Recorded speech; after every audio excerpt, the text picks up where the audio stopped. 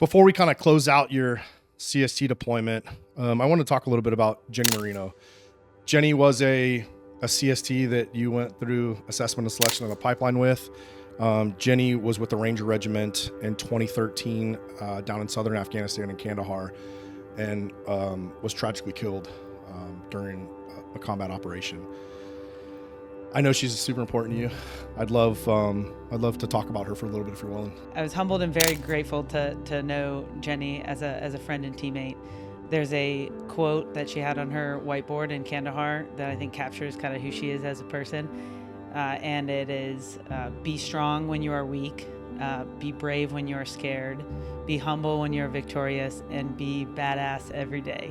And this shirt that I have on the inside, it has written in loving memory of Captain Jenny Moreno, Sergeant Patrick Hawkins, Specialist Cody Patterson, and Sergeant Joseph Peters, who were all killed in action that night, 6 October 2013. And it's got the quote, "Be badass every day." It's made by a company based out of San Diego. Some SEALs, but that's okay. we won't hold that against you. We won't hold it against them. But the memorial quote is so that you see it every day when you put the shirt on. And it's just a reminder of, hey, I'm going to live life to the fullest today. And that's the promise that I made her in the eulogy that I gave, the eulogy that we had up in Kunduz. And, again, promise to live this life fully in her memory and for all those who have sacrificed, the freedoms we enjoy every day. And so, I met her in selection. We were standing next to each other at the start of the PT test, about to run our 2 miles together. And she's real small, and she can run. And she was just a bubbly personality. She's a nurse. And so it was kind of unique for a nurse to, volunteer for the CST program, but then also be selected for the direct action side. She was the first nurse that was, kind of aligned with that mission set. And I remember sitting next to her. We had already successfully gone through A&S together, and then we were in the baseline course together. And it was at the end of that where they made additional, cuts. We made it through, and then they told us, hey, here's where you're going. And I remember she was really surprised when she found out that she'd be on the direct action side, but she was also eager to accept, that challenge. And again, she was just always looking for a way to really give back even deeper, even more, and when the mission that she was on was an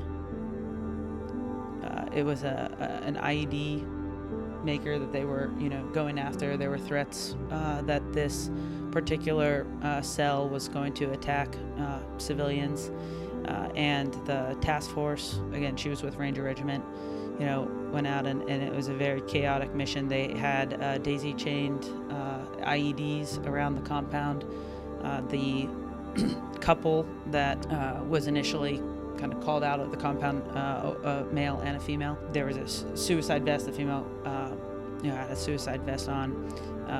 And again, just the fog of war, as Clausewitz would put it, kind of took place that evening.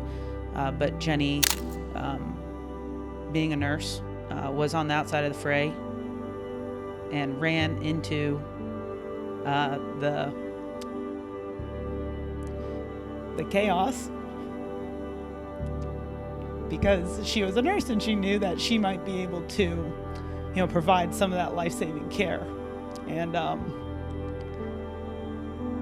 that was a conscious decision. And, in that act, which is the purest form of altruism, right? That's why we're our nonprofit that we kind of made in legacy, as a living legacy in honor of Ashley White, in honor of her, in honor of all those, again, who have raised their right hand and have sacrificed, to disregard your own personal well-being and run into the fray. And unfortunately, it was a pressure plate IED that detonated, and she was killed in the blast. And again, alongside 3 other Americans, gave all that night. So that's Objective Aries, and Guerrera, the name of the the docuseries that we later produced years later is named in honor of Jenny, and it means female warrior in Spanish. That's awesome. Yeah, I talked to Tom Block, who was there on that target. I think he's coming on in the future, and I relived that incident with him, and to your point, there was tons of people injured that night. We lost some actually war fighters, but Jenny, there's been this debate in the last couple of years about women in combat and infantry units and whatever, and I think like this story in and of itself puts a lot of that to rest. You know what I mean? I think Jenny and Ashley and some of those kind of really proved, with their life, right? Like, can women do it? Well, I think they proved that they can do it. You know what I mean? And represented our nation, their families, and everybody else, but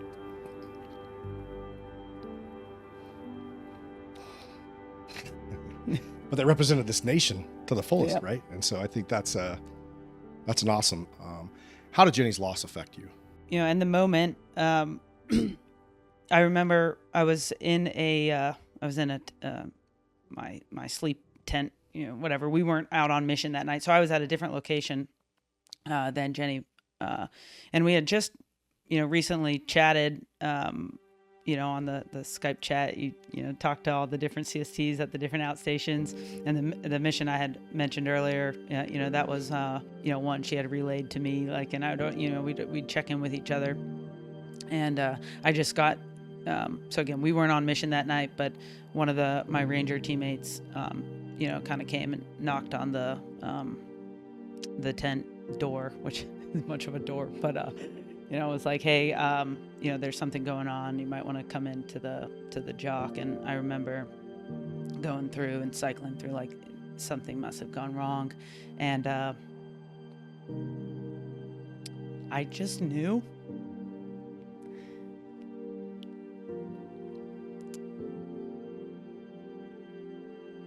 And we're all affected, and our family, of course, is affected. But I think, it's not the first and won't be the last service member, to die for the country, or to, when you think first responders too, firefighters, police force, law enforcement. So how do you channel that service-oriented mindset?